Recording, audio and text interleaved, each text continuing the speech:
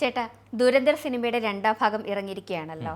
നമ്മുടെ ഇന്ത്യയിൽ ഏർപ്പെടുത്തിയ നോട്ട് നിരോധനം പാകിസ്ഥാന്റെ സമ്പദ് വ്യവസ്ഥയെ അപ്പാടെ തകർത്തു എന്നാണ് സിനിമയിൽ പറയുന്നത്. അതിൽ എത്രത്തോളം യാഥാർത്ഥ്യമുണ്ട്? ഇപ്പോൾ മറ്റൊരു തെരഞ്ഞെടുപ്പ്, ഇന്ത്യയിലെ പല സംസ്ഥാനങ്ങളിലും ഒരു തെരഞ്ഞെടുപ്പ് സംജാതമായിരിക്കുകയാണ് ദുരന്തർ എന്ന ആദ്യ ഭാഗം വിജയിച്ചൊരു സിനിമയുടെ രണ്ടാം ഭാഗം ദുരന്തർ ദ റിവഞ്ച് എന്ന് പറയുന്നൊരു സിനിമ പുറത്തിറങ്ങുന്നത്. ആ സിനിമയിൽ പറയുന്ന പല കാര്യങ്ങളും ഇന്ത്യ നിലവിൽ ഭരിച്ചുകൊണ്ടിരിക്കുന്ന ഭരണകക്ഷിയെ പ്രകീർത്തിക്കുന്ന തരത്തിലുള്ള പല കാര്യങ്ങളും ഒരു പ്രൊപ്പഗൻഡ സിനിമയാണെന്നൊക്കെ വിമർശകർ പലരും ഇതിനോടകം തന്നെ പറഞ്ഞു കഴിഞ്ഞിട്ടുണ്ട്. പക്ഷേ അതിനകത്തുള്ള ചില വാസ്തവങ്ങളാണ് നമ്മളിന്ന് ചർച്ച ചെയ്യുന്നത്. അതിലേറ്റവും പ്രധാനപ്പെട്ട ഒന്നാണ് നോട്ട് നിരോധനം.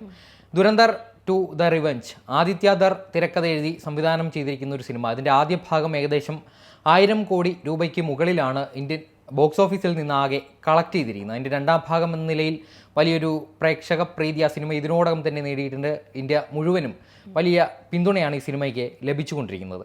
ഈ സിനിമയിൽ പറയുന്ന ഒരു അടിസ്ഥാനം എന്ന് പറയുന്ന ഒരു ഇന്ത്യൻ സ്പൈ ആയിട്ടുള്ള ഒരാൾ പാകിസ്ഥാനിലേക്ക് പോയി ചാരപ്രവൃത്തി ചെയ്യുന്നു, സ്വന്തം രാജ്യത്തെ രക്ഷിക്കാനുള്ള ശ്രമങ്ങളൊക്കെ അവിടെ നടത്തുന്നു എന്നതിനപ്പുറം അതിൽ പറയുന്ന പല കാര്യങ്ങൾ നമ്മുടെ നടന്നിരിക്കുന്ന പല സംഭവങ്ങളുമായി ബന്ധപ്പെടുത്തിയാണ് ആ സിനിമ ഒരുക്കിയിരിക്കുന്നത്. അപ്പോൾ അതിൽ പറയുന്ന പ്രധാനപ്പെട്ട ഒന്നാണ് ഇന്ത്യയിലെ നോട്ട് നിരോധനം. 2016 നവംബർ 8-ാം തീയതി പ്രധാനമന്ത്രി നരേന്ദ്രമോദി മാധ്യമങ്ങളെ അഭിസംബോധന ചെയ്തുകൊണ്ടൊരു വലിയ അറിയിപ്പ് നടത്തുന്നു. ഇന്ത്യയിൽ 500-ൻ്റെയും 1000-ൻ്റെയും നോട്ടുകൾ നിരോധിച്ചിരിക്കുന്നു, അത് ഇനി മുതൽ വാലിഡ് ആയിരിക്കില്ല. ആ ഒരു പ്രഖ്യാപനം പാകിസ്ഥാൻ എന്ന് പറയുന്ന രാജ്യത്തിൻ്റെ സമ്പദ് വ്യവസ്ഥയെ അടിമുടി തകർത്ത് കളഞ്ഞു എന്നതാണ് ആ സിനിമയിൽ പറയപ്പെടുന്ന പ്രധാനപ്പെട്ട ഒരു കാര്യം. അതിലെ വസ്തുതകളിലേക്കാണ് നമ്മളിന്ന് പോകുന്നത്. പാകിസ്ഥാൻ എന്ന് പറയുന്ന രാജ്യം ഇന്ത്യയോടൊപ്പം തന്നെ രണ്ടായ സ്വതന്ത്രമായ ഒരു രാജ്യമാണ്. ആ രാജ്യത്തിൻ്റെ ഒരു ചരിത്രം പരിശോധിച്ചാൽ അതിൻ്റെ സമ്പദ് വ്യവസ്ഥ താഴേക്കല്ലാതെ മുകളിലേക്ക് പോയിട്ടില്ല. അപ്പോൾ ഇന്ത്യയെ നോക്കുകയാണെങ്കിൽ ഇന്ത്യൻ സമ്പദ് വ്യവസ്ഥ അനുദിനം മുകളിലേക്ക് പോകുന്നു. അത് ലോകത്തിൻ്റെ സമ്പദ് വ്യവസ്ഥയോട് താരതമ്യം ചെയ്യുമ്പോൾ ഇന്ത്യക്ക് അഭിമാനകരമായൊരു വളർച്ചയാണ് ആ ഒരു രംഗത്ത് നേടാൻ സാധിച്ചിരിക്കുന്നത്. എന്നാൽ 2016 മുമ്പും 2016 ശേഷവുമുള്ള പാകിസ്ഥാൻ്റെ സമ്പദ് വ്യവസ്ഥ താരതമ്യം ചെയ്താൽ അതിൽ ഈ നോട്ട് നിരോധത്തിൻ്റെ ഒരു വ്യാപ്തി എത്രത്തോളം ഉണ്ട് എന്ന് ബോധ്യപ്പെടും. 2016 നവംബർ 8-ന് നോട്ട് നിരോധനം പ്രാബല്യത്തിൽ വരുന്നതിന് മുൻപ് പാകിസ്ഥാൻ ഏകദേശം 500 കോടി ഇന്ത്യൻ രൂപയ്ക്ക് തുല്യമായ കറൻസി നോട്ടുകൾ വ്യാജമായിട്ട് പഞ്ചാബിലെയും ബലൂചിസ്ഥാനിലെയും പാകിസ്ഥാൻ്റെ കറൻസി പ്രിൻ്റ് ചെയ്യുന്ന പ്രസ്സുകളിൽ നിർമ്മിച്ച് ഇന്ത്യയിലേക്ക് കടത്തിയിരുന്നു എന്നാണ് പറയപ്പെടുന്നത്. അതിന് പല രേഖകളും ഇതിനോടകം തന്നെ പുറത്തു വന്നിട്ടുണ്ട്.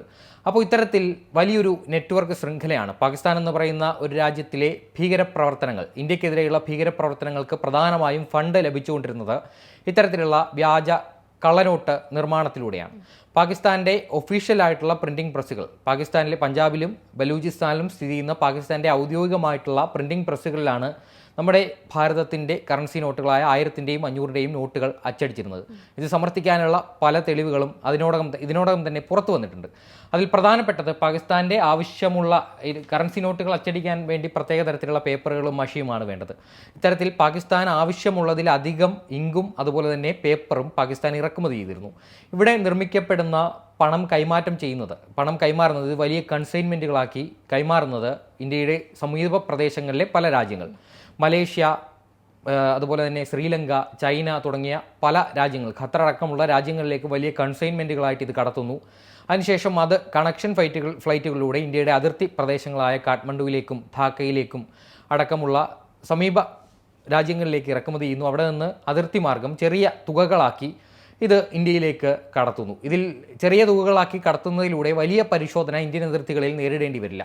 അങ്ങനെ കടത്തുന്ന പണം നമ്മുടെ റൂറൽ സെക്ടർ, അസംഘടിത തൊഴിലാളി മേഖലയിൽ, അതോടൊപ്പം തന്നെ നമ്മുടെ റിയൽ എസ്റ്റേറ്റ് മേഖലയിൽ, ക്യാറ്റിൽ മേഖലയിൽ, ഈ കാലിക്കച്ചവടം, ഇതിലൊക്കെ വലിയ രീതിയിൽ പാകിസ്ഥാനിൽ നിന്നൊഴുകുന്ന കള്ളപ്പണം ഒഴുകുന്നുണ്ട് എന്നാണ് പറയപ്പെടുന്നത്. അതിനൊരു വലിയ ശമനമുണ്ടായത് 2016 ഈ നോട്ട് നിരോധനത്തിന് ശേഷമാണ്. അതിൽ ദുരന്തറിൽ പറയുന്ന പ്രധാനപ്പെട്ട ഒരാളുണ്ട്, ജാവേദ് ഖനാനി എന്ന് പറയുന്ന പാകിസ്ഥാൻ്റെ മണി എക്സ്ചേഞ്ച് നിയന്ത്രിച്ചിരുന്ന ഒരു വലിയ കണ്ണിയാണ്.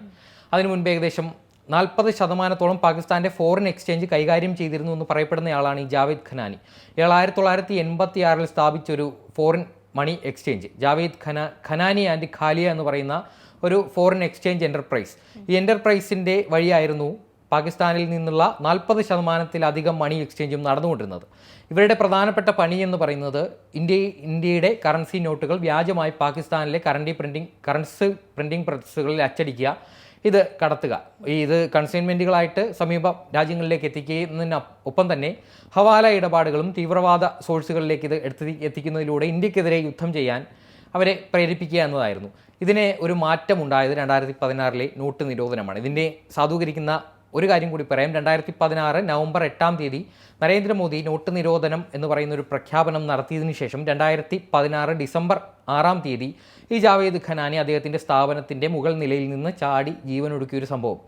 അതിൽ പറയുന്നത് മറ്റൊരു തരത്തിലാണെന്നാൽ യഥാർത്ഥ സംഭവത്തിൽ ഇങ്ങനെയാണ് ഇദ്ദേഹം കൊല്ലപ്പെടുന്നത്. ഇദ്ദേഹത്തിൻ്റെ പ്രധാന ഫിനാൻഷ്യർ എന്ന് പറയുന്നത് ഇന്ത്യയിൽ നിന്ന് പാകിസ്ഥാനിലെ കറാച്ചിയിൽ ഇപ്പോഴും ജീവിച്ചിരിപ്പുണ്ട് എന്ന് കരുതുന്ന ദാവൂദ് ഇബ്രാഹിം എന്ന് പറയുന്ന മുംബൈ അധോലോകത്തെ ഡോൺ ആയിട്ടുള്ള ഒരു വ്യക്തിയാണ് ഈ ഒരു സംഭവത്തിൽ ഇയാളുടെ പ്രധാനപ്പെട്ട ഫിനാൻഷ്യർ എന്ന് പറയുന്നത്. നമ്മുടെ കാശ്മീരിലെ താഴ്വരകളിൽ നമ്മുടെ ഇന്ത്യൻ സൈന്യത്തിന് നേരെ കല്ലേറ് പതിവായിരുന്നു ഒരു കാലത്ത്. അതായത് ഏകദേശം ഒരു 10 വർഷം 15 വർഷം മുൻപുള്ള സമയങ്ങളിൽ പാകിസ്ഥാൻ താഴ്വരകളിൽ സേവനമനുഷ്ഠിക്കുന്ന ഇന്ത്യൻ സൈനികർക്ക് നേരെ കല്ലേറ് പതിവായിരുന്നു. എന്നാൽ അതിന് ഈ ഒരു നോട്ട് നിരോധനത്തിന് ശേഷം വ്യാപകമായിട്ടുള്ള കുറവുണ്ടായിട്ടുണ്ട്. അതിൻ്റെ പ്രധാനപ്പെട്ട കാരണം ഇന്ത്യ ഭരിക്കുന്ന ഒരു മികച്ച ഗവൺമെൻറ്റാണ്. അതിനപ്പുറം ഇവരിലേക്ക് എത്താനുള്ള സോഴ്സ്, ഇവരിലേക്ക് 500 രൂപയും 1000 രൂപയും കൊടുത്താൽ തൊഴിൽ രഹിതരായ ചെറുപ്പക്കാർ അവർ പറയുന്ന തീവ്രവാദ സംഘങ്ങൾ പറയുന്ന പണി ചെയ്യും.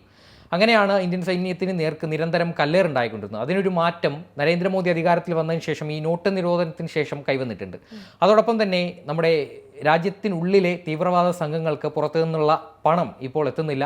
അതോടൊപ്പം തന്നെ പാകിസ്ഥാൻ അസാധാരണമായ സാമ്പത്തിക പ്രതിസന്ധിയാണ് അനുഭവിച്ചിരുന്നത്. അവർ മുൻപും അത്തരത്തിലുള്ള പ്രതിസന്ധിയിലൂടെയാണ് കടന്നുപോയിരിക്കുന്നത്. എന്നാൽ ഇപ്പോൾ അവിടുത്തെ ജനജീവിതം ദുസ്സഹമാകുന്ന രീതിയിലാണ് സാമ്പത്തിക പ്രതിസന്ധി രൂക്ഷമായിട്ടുള്ളത്. അതായത് നമ്മുടെ പ്ലാസ്റ്റിക്കിൻ്റെ കിറ്റുകളിലൊക്കെ പാചകവാതം ശേഖരിച്ചു കൊണ്ടുപോകുന്നു. അതോടൊപ്പം തന്നെ ബ്രെഡിന് വേണ്ടി തെരുവിൽ തല്ലുപിടിക്കുന്നു. അങ്ങനെ പലതരത്തിൽ ഒരു ജനത അത്രത്തോളം താഴാമോ അത്രത്തോളം താഴേക്കുള്ള ഒരു അവസ്ഥയിലൂടെയാണ് ഇപ്പോൾ ആ ജനത കടന്നു പോകുന്നത്. അതിൻ്റെ ഒരു കാരണമെന്ന് പറയുന്നത് ഈ നോട്ട് നിരോധനം തന്നെയാണെന്നുള്ളത് സംശയമില്ല.